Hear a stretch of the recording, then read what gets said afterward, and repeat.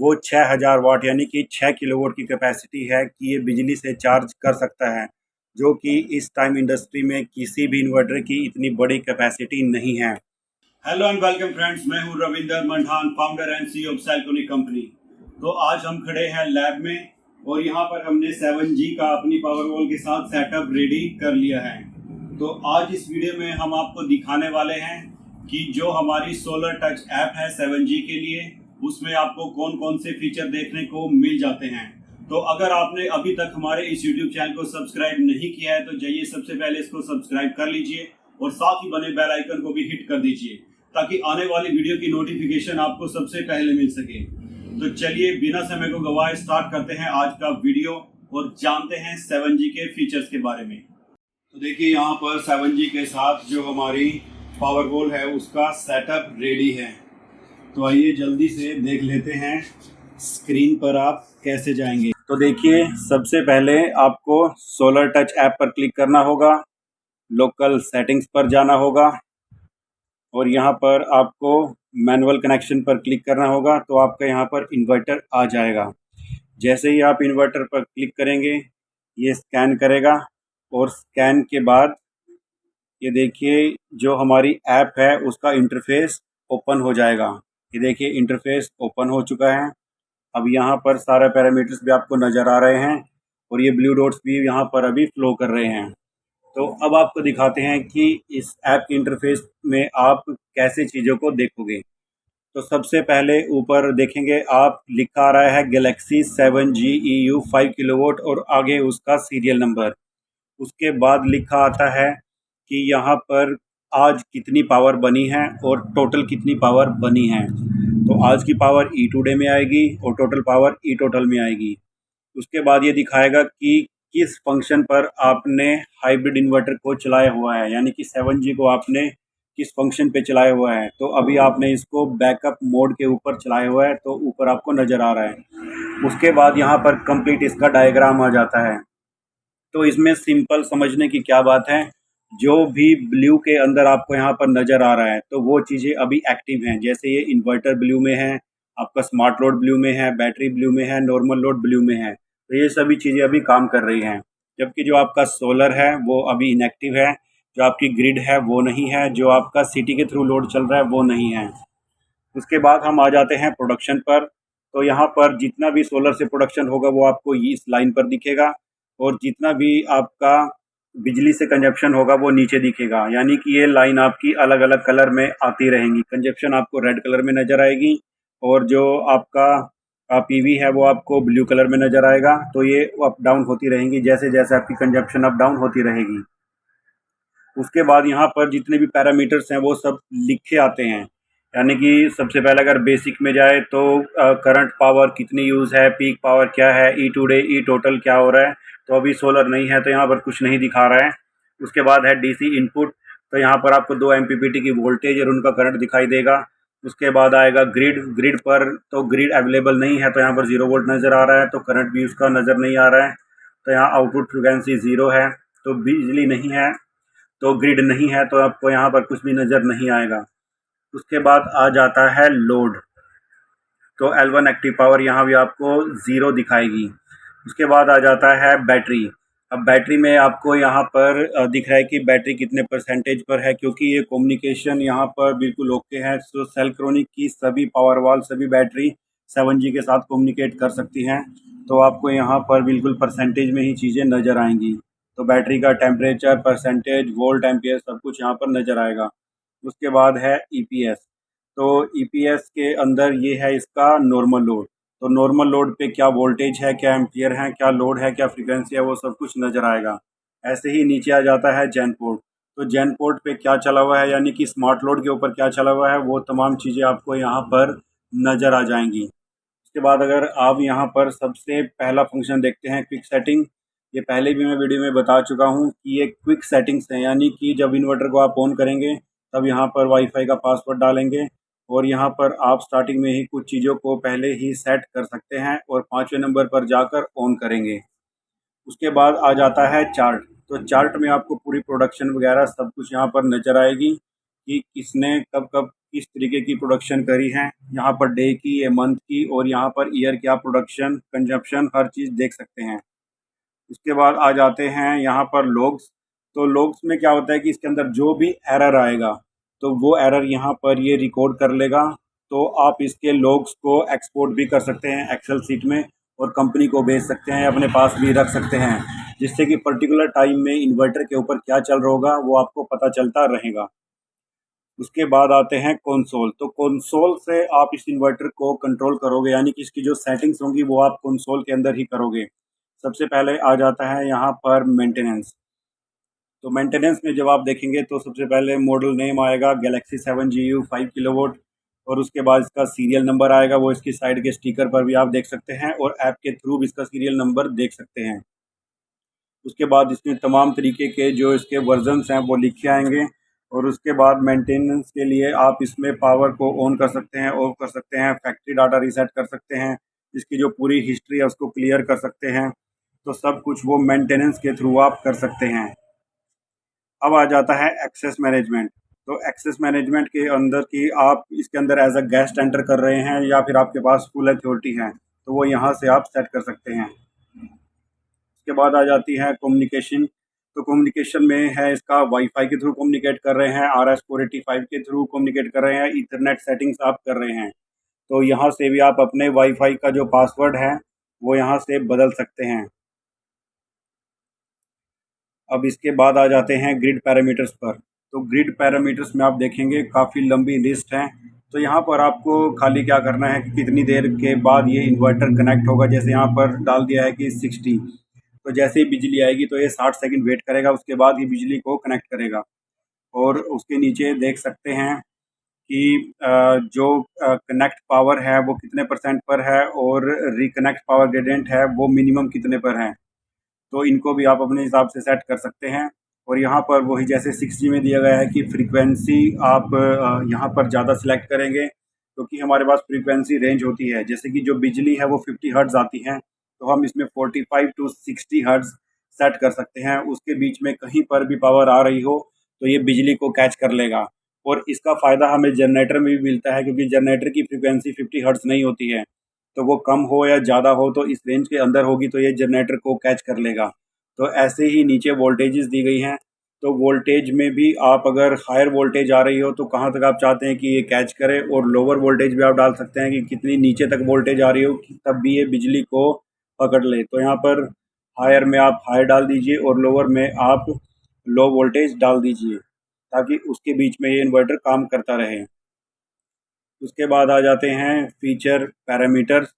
तो ये पैरामीटर्स आपको नहीं छेड़ने हैं। इसमें आइलैंडिंग वगैरह जो जिस चीज़ के इन्वर्टर के सर्टिफिकेशंस होते हैं, जैसे कि बिजली जाते ही इसको करंट देना बंद करना होगा, तो वो सब चीज़ें इसके अंदर होती हैं। तो ये आपको इसका पावर फैक्टर वगैरह कुछ भी नहीं छेड़ना है, वो कंपनी पहले से ही सेट कर कर यहाँ आपको देती हैं। उसके बाद आ जाती है पावर लिमिट। पावर लिमिट का है कि आप इसकी पावर को कैसे यूज़ करना चाहते हैं। तो सबसे पहले है कि जैसे पावर कंट्रोल, उसको डिसेबल करना है या कोई आपने एक्सटर्नल डिवाइस लगा रखा है या फिर सिटी सेंसर लगा रखा है या फिर डिजिटल पावर मीटर लगा रखा है, क्योंकि इसके अंदर आपको डिजिटल मीटर भी मिलता है और सिटी भी मिलती है। तो यहाँ पर आप इसको सिटी सेंसर पर ही रखिएगा। अब जो मीटर की लोकेशन है वो आपने लोड पर लगाई हुई है अपने या फिर ऑन ग्रिड साइड लगाई हुई है, तो उसमें से भी अगर ऑन ग्रिड साइड है तो आप यहाँ पर ऑन ग्रिड कर देंगे, अगर लोड साइड है तो आप यहाँ पर लोड कर देंगे। उसके बाद जो है पावर लिमिट सिटी रेशो, तो इसको आपको 1001 ही रहने देना है। और उसके बाद पावर फ्लो डायरेक्शन की जो डायरेक्शन है वो ग्रिड से इन्वर्टर की तरफ आ रही है पावर की या फिर इन्वर्टर से ग्रिड की तरफ जा रही है, तो वो भी आप सिलेक्ट कर सकते हैं कि ग्रिड से आ रही है इन्वर्टर से जा रही है। उसके बाद फीड इन पावर, तो ये इसका एक ऑन ग्रिड फंक्शन है। अगर आप यहाँ फीड इन पावर को ज़ीरो रखते हैं तो इसका मतलब आपने इसको ऑफ ग्रिड चलाया हुआ है, ऑन ग्रिड नहीं किया हुआ है।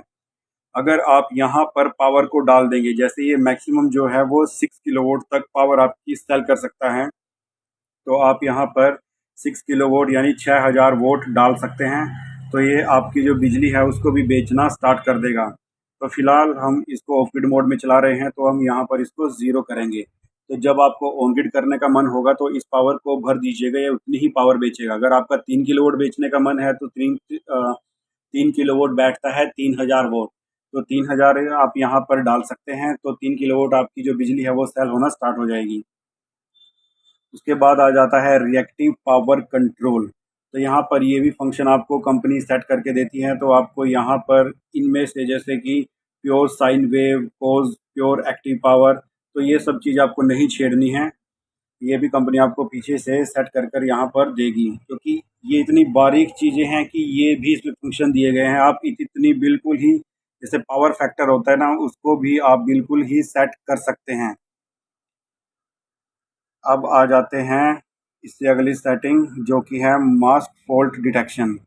तो ये सारे इसमें एरर दिए गए हैं कि ग्रिड ओवर वोल्टेज हो, अंडर वोल्टेज हो, ग्रिड एब्सेंट है, तो आपको इनमें से किसी भी एरर को नहीं छेड़ना है। उसके आगे आ जाता है अदर सेटिंग्स। तो अदर सेटिंग्स में आपका खाली डेट्स आती हैं, और यहाँ पर पैनल, इसके अंदर आप जानते हैं कि 7G के अंदर सुपर MPPT आपको दिया गया है। तो आपको जब आप इस पे पैनल कनेक्ट करते हैं, तो अगर सिंगल सीरीज कनेक्ट करते हैं तो पीवी पैनल इंडिपेंडेंट आपको सिलेक्ट करना है। अगर आप इसके ऊपर पैरेलल में अगर स्ट्रिंग्स लगाते हैं, मान लीजिए कि आपके पास 335 वोल्ट के पैनल हैं और एक MPPT पर आपने 9 9 की, 10 10 की या 12 12 की स्ट्रिंग को पैरेलल किया है, तो आप यहाँ पर जो पीवी पैनल पैरेलल है उसको सिलेक्ट कर सकते हैं।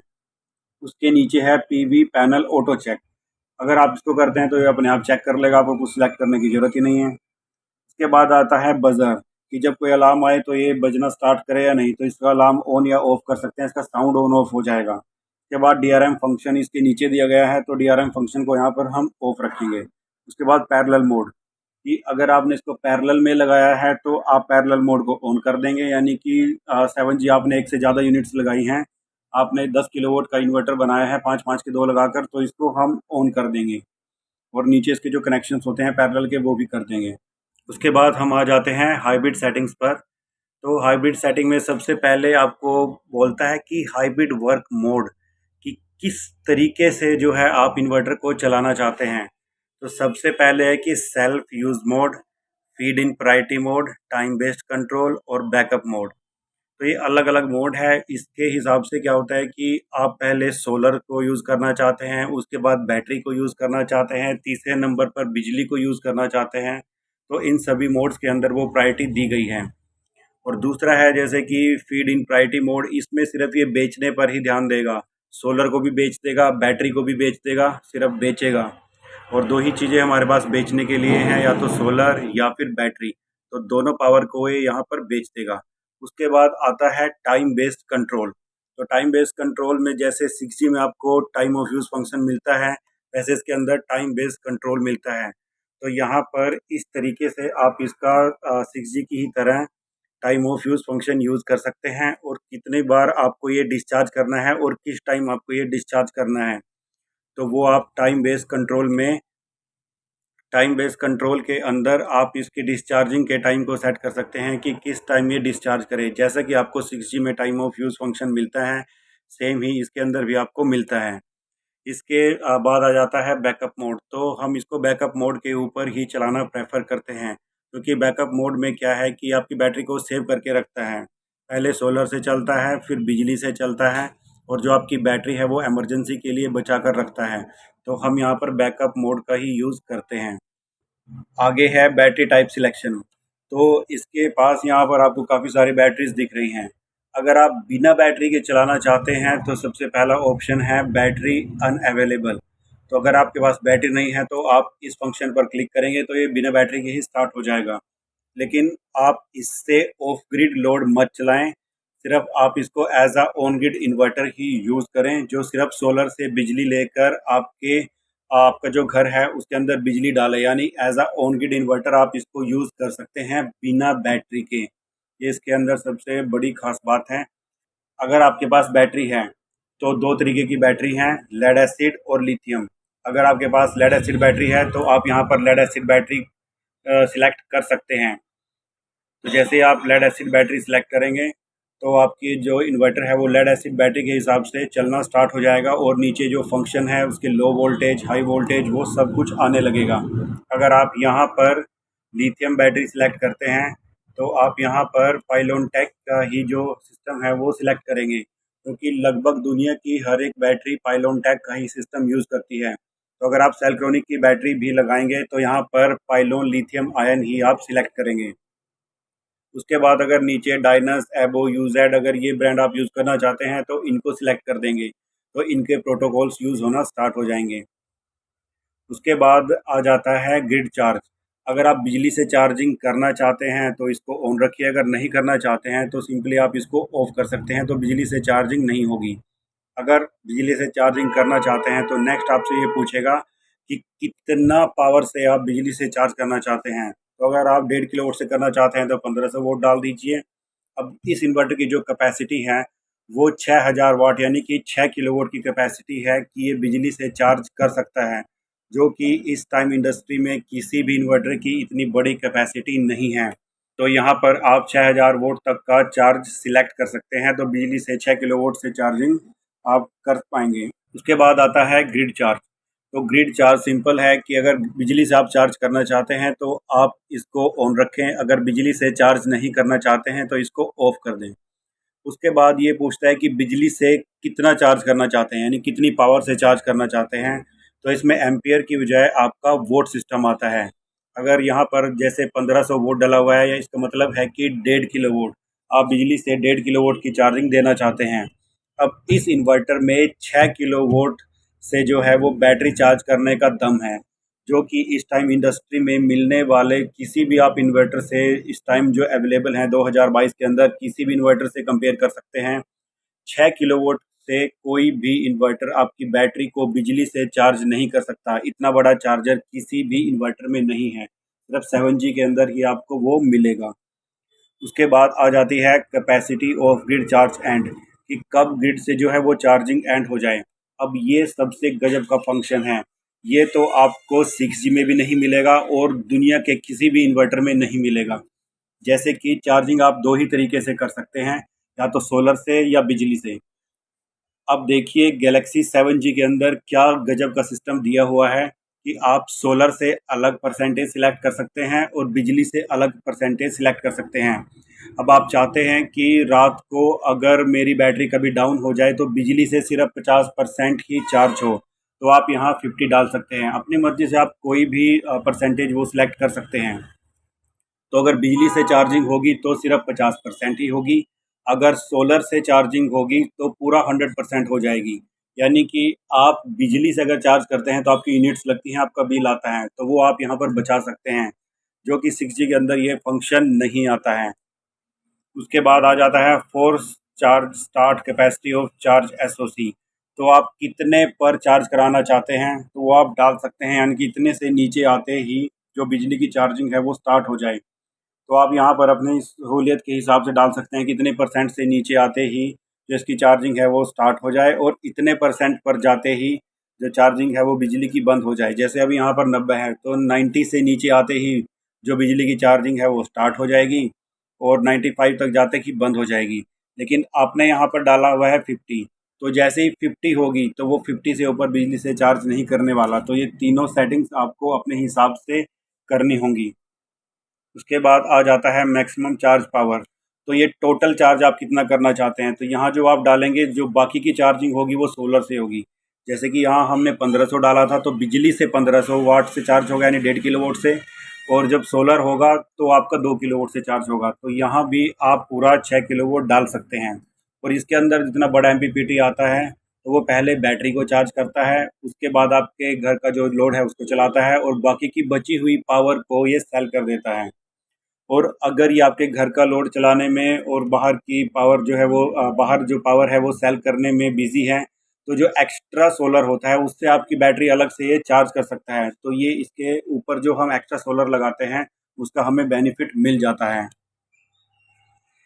उसके बाद आ जाता है आपका EPS आउटपुट। EPS आउटपुट इसका नॉर्मल लोड है, तो आप इसका नॉर्मल लोड ऑन या ऑफ कर सकते हैं। वो मैं पहली वीडियो में आपको दिखा चुका हूँ कि यहाँ से आप इसके नॉर्मल लोड को ऑन या ऑफ कर सकते हैं बिना इसके स्मार्ट लोड को छेड़े। अब ये पूछ रहा है कि EPS वोल्टेज अपर लिमिट, कि कितनी वोल्ट तक ये काम करे। तो हम यहाँ पर इसकी जो अपर लिमिट है और लोअर लिमिट है वो दोनों सेट कर सकते हैं कि इतनी वोल्टेज तक इसका नॉर्मल लोड वर्क करे। उसके बाद है रेटेड आउटपुट वोल्टेज। तो यहाँ पर आपको 200 वोल्ट, 220, 230, 240 ये कितनी वोल्ट आपको निकाल कर दे तो वो आप सिलेक्ट कर सकते हैं। तो नॉर्मली हम 230 वोल्ट ही यहाँ पर रखते हैं। उसके बाद आता है of grid startup battery capacity, कि जब इन्वर्टर ऑफ ग्रिड हो यानी कि आपके पास बिजली ना हो, सोलर ना हो, बिल्कुल ऑफ ग्रिड मोड में इन्वर्टर चले, तो कितने परसेंट बैटरी आने पर ही ये स्टार्ट हो। तो आप यहाँ इसको ज़ीरो रख सकते हैं कि बिल्कुल ज़ीरो से ही ये स्टार्ट हो जाए, यानी कितने भी परसेंट बैटरी में हो आपका इन्वर्टर ऑन हो जाए। अगर आपने यहाँ पर ज़्यादा परसेंटेज डाल दी तो खाली बैटरी के ऊपर इन्वर्टर ऑन होने से आपको मना कर देगा, क्योंकि आपने यहाँ पर परसेंटेज डाली हुई है और उससे नीचे शायद आपकी बैटरी हो, तो यहाँ पर ज़ीरो ही रखिएगा। उसके बाद सपोर्ट नॉर्मल लोड, तो इसको आप ओके कर दीजिएगा, ये नॉर्मल लोड का आपको सपोर्ट करेगा। उसके बाद आ जाता है जैन पोर्ट। अब जैन पोर्ट के दो यूज़ हैं, तो जनरेटर लगाएं या फिर स्मार्ट लोड लें। अगर जनरेटर लगाना है तो डिसेबल कर दीजिए, अगर स्मार्ट लोड चलाना है तो अनेबल कर दीजिए। जब हम इसको अनेबल करेंगे तो यहाँ पर स्मार्ट लोड की तमाम सेटिंग्स आ जाएंगी।